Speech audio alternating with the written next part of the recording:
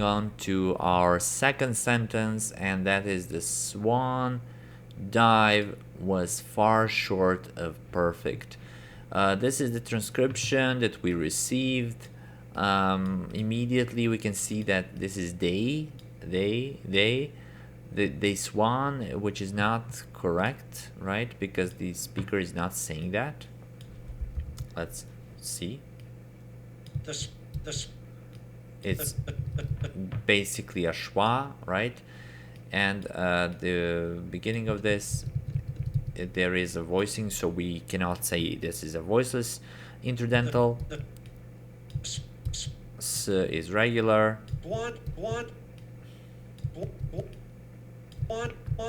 Yeah, this is most certainly a nasal vowel, and it's going towards this low backgrounded swan. I even added a little bit of length here, but no need to, right? It's just an option, really. So here I would say this would be a major mistake, and a greater number of points would be taken off for major mistakes. That's what I want to say. Right, the swan.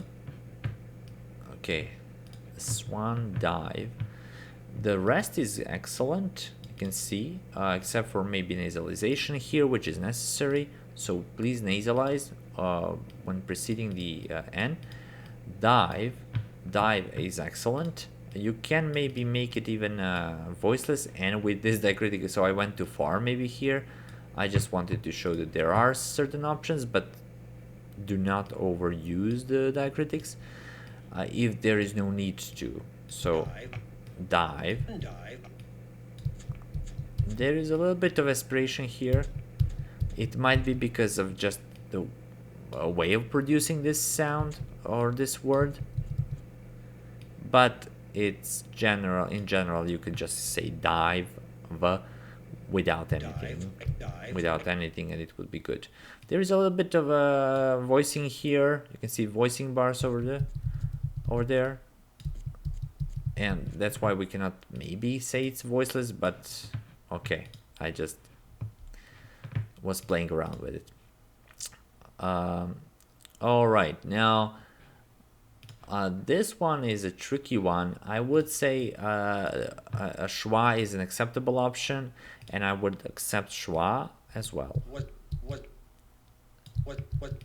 But you have to just think about and listen to the vowel part itself. So this is w, labiovelar, and this is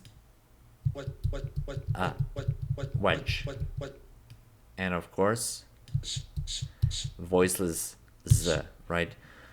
So this shows me that you know this should be z because it's because the word is transcribed like that, but you have heard that it's voiceless, so this would be a minor mistake here, and schwa is also a minor mistake. Okay, move forward. This is fur, regular fur, and this one I'd say a good decision for the vowel, but very poor decision for because this is not this is r, right? And this is even, this is a maybe r part. Is quite rhotic, right? It has an R flavor, as if you are saying far, and then stopping at the beginning of this sound. Okay, right. So this is how you could do it. Both ways are fine by me, but this is very wrong. There is a stress mark here and a stress mark here. Both of these are this one is unnecessary because it's one syllabic word. It's a monosyllabic word, so there is one syllable only.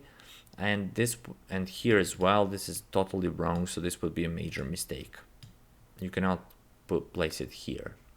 f is not a syllable on its own. All right, short. So this is an interesting use. Short. Short. Short. Short. Short. I'd say okay. I'd say okay for this one. I wouldn't say it's a major mistake. It's a really minor mistake here. I'd be more for openo. So openo is occurring in words such as for, sure, right? Short as well. So these are the words that have openo, and you have to be careful about it. Short. Short.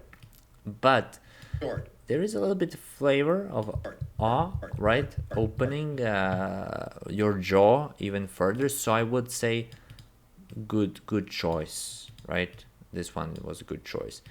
Now again, r is alveolar trill. This is not the one that English uses. It should be retroflex sound, right?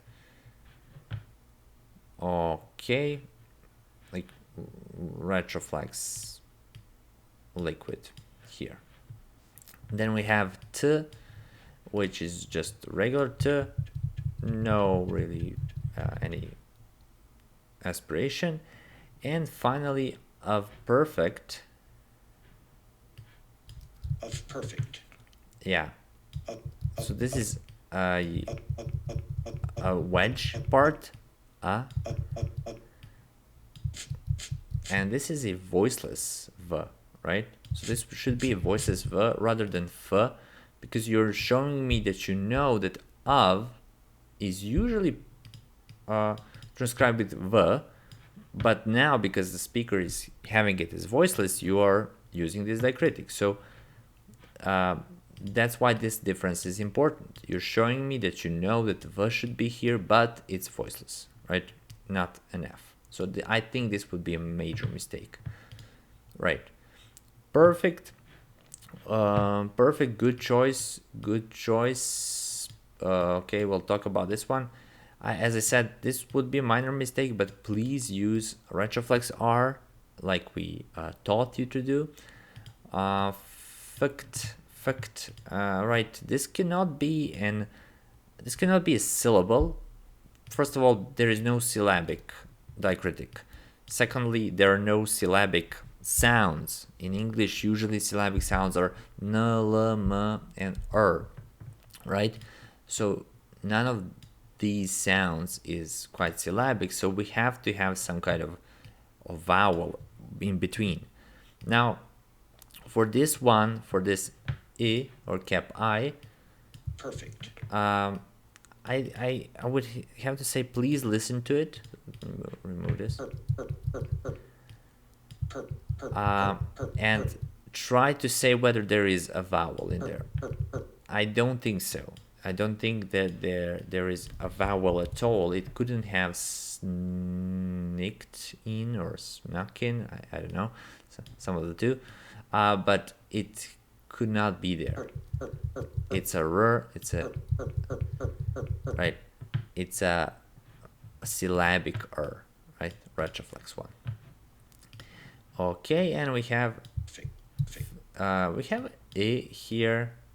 I guess it starts from here somewhere, right? And it's very creaky. We'll learn about that. You didn't have used. You didn't have to use this one, which is creak, which indicates creaky voice. It's like perfect. That's creakiness, right, in the voice, and you can hear it here, right? And we have in the end a little bit of aspiration here, so I wouldn't mind if you said it's aspirated, but no need to. Yeah. Okay. The rest, I think it's quite clear, and a good use of stress mark on this one. Right, that was number 2.